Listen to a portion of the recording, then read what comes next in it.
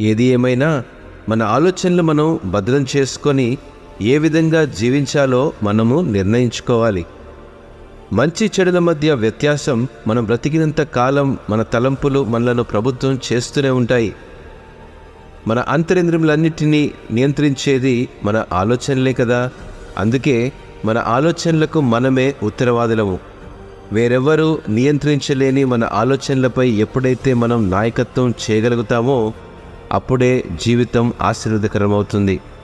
మన తలంపుల్లో లోపలకు చొచ్చుకునే ఆలోచనలు, అదే తలంపుల నుండి బయటకు వచ్చే ఆలోచనలను మనం మాత్రమే నియంత్రించగలం. కాబట్టి యేసు క్రీస్తు కోరుకునే మంచి ఆలోచనలు మనం పరిశుద్ధాత్మ ద్వారానే పొందుకోగలం.